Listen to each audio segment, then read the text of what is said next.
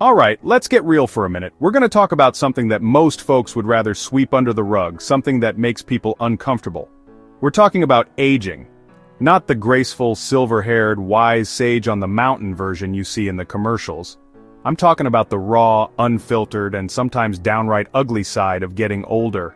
These are the behaviors and habits that can creep in, things that can strain relationships and leave families scratching their heads wondering, what in the world happened to mom? Or, why is dad acting this way? It's time to pull back the curtain and have a serious conversation because ignoring a problem has never, not once, made it go away. Now before you get your feathers all ruffled, let's be clear. This isn't about pointing fingers or shaming our elders, it's about understanding. It's about compassion. It's about recognizing that sometimes, these ugly behaviors are symptoms of something deeper. Loneliness, fear, physical pain, or cognitive changes. You can't fix what you don't acknowledge. And if you're sitting there thinking, well, this doesn't apply to me or my family, I want you to wake up and smell the coffee. This is a universal human experience, and the more we know, the better equipped we are to handle it with grace and effectiveness for everyone's sake. So, what are we going to do today? We're going to dive headfirst into 12 of these challenging behaviors. We're going to unpack them, one by one. I'm not here to give you a bunch of psychobabble. I'm here to give you practical, common-sense insights. We'll look at why a senior might suddenly stop taking care of their appearance, or why their house starts to look like a warehouse for forgotten treasures. These aren't just quirky personality changes, they're often cries for help or signs of a significant life transition. And understanding the why is the first, most critical step to finding a solution that actually works. I want you to stick with me through this. If you're dealing with an aging parent, a grandparent, or if you're a senior yourself and you've noticed some of these changes, this video is for you. This is your wake-up call. And while you're at it, do yourself a favor and hit that subscribe button for the Wise Reflections channel. We're all about having these tough, necessary conversations. Because at the end of the day, knowledge isn't just power, it's the foundation for empathy, patience, and building stronger, healthier family dynamics no matter what age you are. Let's get to it. A tough one, often the first red flag, a decline in personal hygiene. You visit your dad and he's wearing the same shirt he had on 3 days ago. It's jarring, and it's easy to jump to conclusions. This isn't a choice, it's a symptom. For many, it's a physical challenge. The fear of falling in the tub is very real. Arthritis can make it painful to lift your arms. Diminished senses can mean they genuinely don't realize there's an issue. Depression is a huge player here. Motivation plummets. For those with cognitive decline, the tasks required for bathing can become complex. They may simply forget how to do it. It's about dignity and health. Poor hygiene can lead to infections and social isolation. Approach it with compassion and curiosity. Ask, what's making this difficult and how can I help? That's how you move to a genuine solution. Let's discuss hoarding. It's more than just being messy. Homes become fortresses of possessions. This behavior is rarely about the stuff itself. It's often linked to loss and a shrinking world. Possessions become a source of control. There's a powerful emotional attachment to each item. Each object is a tangible link to a memory. Cleaning isn't just about the house, it's about their security and memories. Patience and understanding are key. Address the underlying fear and loneliness. The goal is to clear the fear from their heart. Let's talk about stubbornness. When the world changes fast, people hang on to what they know. It's about control, creating predictability in overwhelming change. It's a need to anchor themselves to something solid. New ideas can feel like criticism of their life strategy. It's a defense mechanism protecting their legacy. Their brain defaults to well-worn paths. Don't expect change on your timeline. Understand the why. Address the underlying emotion. Validate their feelings first. It's about respect. Ever been embarrassed by a family member's oversharing? Where did their filter go? It's not just a loss of social graces, but a shift in perspective. As people age, their social circles shrink, leading to loneliness and a craving for connection. Oversharing becomes a way to build a bridge, to be seen and heard. They've seen it all and social anxieties fade. The frontal lobes, responsible for impulse control, can be affected by aging. It's a neurological change, not maliciousness. Have compassion, it's often chemistry, not choice. Ignoring health issues can have serious consequences. Dismissing chest pain or trouble walking isn't just stubbornness. It's fear, denial, and hanging onto their identity. They're avoiding a diagnosis, representing a loss of control and independence. It's magical thinking. If a doctor doesn't confirm it, maybe it doesn't exist. They grew up tough, not complaining, seeing admitting a problem as weakness. They fear the slippery slope of appointments and prescriptions, losing their autonomy. Ignoring signs is their way of staying off that conveyor belt. Let's talk about speaking without a filter. An older relative says something that just sucks the air out of the room. It can be blunt, insensitive, and sometimes shocking. Part of this is due to changes in the brain, specifically the frontal lobe, which handles impulse control and social judgment. As we age, this area can lose sharpness, making it harder to self-regulate. Also, after decades of life, some feel they've earned the right to speak their mind freely. So, how do you deal with it? Depersonalize it, and understand it's not a malicious attack. Set clear, respectful boundaries by explaining the impact of their words. It's about balancing respect with your own emotional well-being.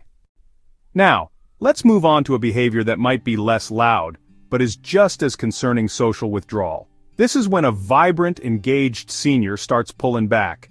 The weekly card games stop, the phone calls to friends become less frequent, and family gatherings start to feel like a chore they'd rather avoid. They start building walls, not with bricks and mortar but with silence and excuses. It's a slow fade, a retreat into the quiet corners of their own home, and it's one of the most dangerous things that can happen as we age. Because human connection, folks, is not a luxury. It's a biological necessity, just like food and water. What's driving this retreat? Well, it's not one single thing. It's a perfect storm of factors. Physically, it just gets harder. Hearing loss can make conversations frustrating, a constant struggle to keep up. Mobility issues can turn a simple trip to a friend's house into a monumental, painful effort. Chronic pain or fatigue can drain all the energy needed for socializing. Imagine wanting to join in, but your own body is screaming at you to stay put. It's a battle between the desire for connection and the physical limitations that make it feel impossible. This isn't about not wanting to see people, it's about the physical cost becoming too high. Then you've got the emotional and psychological side of the coin, which is just as heavy. The social landscape changes dramatically in old age. Friends pass away, creating voids that can never be filled. The social circle they've had for decades begins to shrink, and that constant loss can lead to profound grief and a fear of forming new bonds only to lose them again. There can also be a sense of embarrassment or a loss of confidence. Maybe they feel they can't contribute to conversations like they used to, or they're self-conscious about their physical decline. It's easier to hide away than to face a world where you feel you no longer fit in.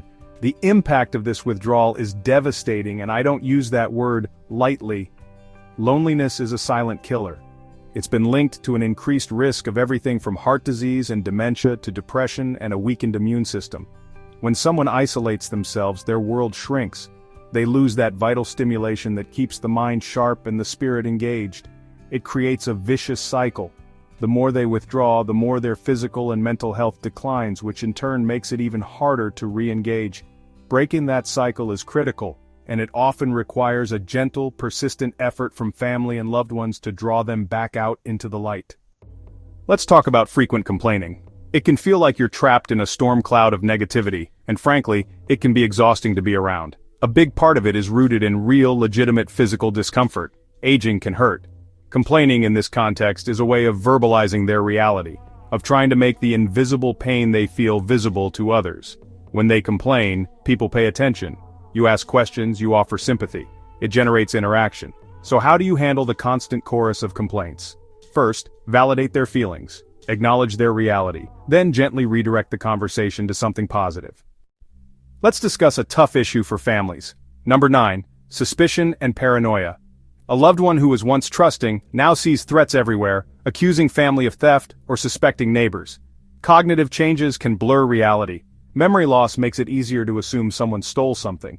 Social isolation fuels suspicion. Without social feedback, thoughts can run wild. Validate their emotions, even if the facts are wrong. Acknowledge their distress and offer support. This rebuilds trust and helps uncover the real issues. Refusing help is a classic struggle. It's frustrating and scary when they resist assistance. It's a need to hold on to their independence. Accepting help feels like defeat, like they're no longer capable. Pride drives them to take risks. They fear a slippery slope towards losing control. Reframe it. What can you do together? Frame it as a partnership. Give them choices and preserve their dignity. Alright, let's get real about number 11, dwelling on the past. Now I've sat across from countless people who are stuck absolutely cemented in yesterday. They're driving their lives forward while staring intently into the rearview mirror. And what happens when you do that? You crash. For some of our seniors, the past becomes more vivid, more real than the present. It's a highlight reel of the good old days, or sometimes a horror film of regrets played on a loop. This isn't just a quaint habit of reminiscing, it can become a full-blown obsession that robs them of the joy and the opportunities that are right here, right now, today. Now, you gotta ask yourself, why? Why does the past have such a powerful grip? Well, think about it. The past is known, it's predictable. You know how the story ends. The future? That's a big, scary, unknown territory, especially when you're facing declining health, loss of loved ones, and a world that's changing faster than a jackrabbit on a hot skillet. The past can feel like a warm, comfortable blanket. It's a place where they were strong, in control, and the world made sense to them. So they retreat there, not because they want to ignore you, but because the present is just too darn intimidating and confusing. Let's break this down. When someone is constantly talking about what they used to do or how things used to be, what are they really saying? They're often expressing a sense of loss. Loss of identity, loss of purpose, loss of relevance. The world they helped build might feel alien to them now, so they talk about the past to remind themselves and you of who they were and what they contributed. It's a cry for validation, a way of saying, hey, I mattered, I still matter. It's not about being boring, it's about holding on to a sense of self when everything else seems to be slipping away. So what's the solution here? You can't just tell them, get over it, live in the now. That's like telling someone with a broken leg to just walk it off. It's nonsense. You have to engage with their stories, but then you have to gently, and I mean gently, pivot them to the present. Ask them how their past experiences can help with a current problem. Connect their old skills to a new hobby. Help them create new memories that are worth remembering tomorrow. You have to build a bridge from their comfortable past to a meaningful present, because if you don't, they'll just stay on that island of yesterday, all alone. Now let's talk about the last point on our list. Number 12. Developing unusual eating habits. This is a big one, and it's not just about suddenly wanting pickles and ice cream for breakfast. We're talking about significant changes in appetite, food choices, and eating schedules that can seem bizarre and frankly, concerning. One day your dad, who loved a good steak his whole life, suddenly refuses to eat anything but cereal. Or your mom starts hoarding sweets in her nightstand or skipping meals altogether. This isn't just them being quirky. There's almost always a why behind the what, and you need to put on your detective hat. Let's get to the bottom of this. What's the payoff for this behavior? Sometimes it's physiological. As we age, our senses of taste and smell can diminish significantly. Food just doesn't taste or smell the same. Things can taste bland, so seniors might start piling on the salt or sugar just to get some flavor, which, as you know, can be a disaster for their health. Medications can also wreak havoc on their appetite or leave a metallic taste in their mouth, making food unappealing. Dental problems, ill-fitting dentures, or difficulty swallowing can make chewing a painful chore, leading them to prefer soft, easy-to-eat, and often less nutritious foods. But it's not all physical. There's a huge psychological component here, and you're kidding yourself if you ignore it. Food is comfort. Food is control. For someone who feels like their world is spinning out of their grasp, controlling what and when they eat might be the last bastion of autonomy they have left. Skipping meals could be a sign of depression or loneliness. Who wants to cook a big meal to eat all alone? Eating at odd hours could be due to disrupted sleep patterns or simple boredom. It's a complex puzzle, and every piece, from their dental health to their emotional state, matters. So, how do you deal with this? You don't become the food police. That's a losing strategy that will only lead to resentment and conflict. Instead, you get curious. You make mealtime a social event, not a solo chore. Eat with them, share a meal, make it about connection, not just consumption. Offer nutrient-dense options that are also soft and easy to chew, like smoothies, soups, or stews. Talk to their doctor about potential side effects of medications. The key here is to address the underlying cause, whether it's a dull palate, a lonely heart, or a medical issue. You have to treat the root of the problem, not just the strange symptom. Well, there you have it. We've walked through some tough, uncomfortable, and downright ugly behaviors that can come with aging. But here's the bottom line. Behind every one of these actions is a human being, someone you love, who is navigating one of the most challenging transitions in life. It's not about malice or trying to make your life difficult. It's about fear, loss, confusion, and a desperate attempt to hold on to who they are. The point of this video isn't to judge or complain, it's to arm you with understanding. Because understanding is the first step toward compassion, and compassion is the bridge to connection. Your role in this isn't to fix them. You can't. Your role is to support them, to listen, and to adapt. It requires a level of patience you might not think you have, and a level of empathy that goes beyond just feeling sorry for them. It's about trying to see the world through their eyes, even when their perspective seems illogical or frustrating. Remember, one day if you're lucky, you'll be in their shoes. And how do you want to be treated? With annoyance and dismissal, or with dignity, respect, and a whole lot of love? The choice is yours. I want to thank you for spending this time with us today at Wise Reflections. We're not afraid to tackle the tough stuff here because that's where the real growth happens. If this conversation resonated with you, if it opened your eyes a little bit, then do us a favor and hit that subscribe button. We have so much more insightful content coming your way, and you're not going to want to miss it. Let's keep learning and growing together, because wisdom isn't just for the young, it's a lifelong journey. And finally, we want to hear from you. This is a community, a conversation, not a lecture. What have you experienced? What challenges are you facing? What strategies have worked for you? Drop your thoughts, your stories, and your questions in the comments section below. Your experience could be the very thing someone else needs to hear today. Thank you for watching, be good to each other, and we'll see you in the next video.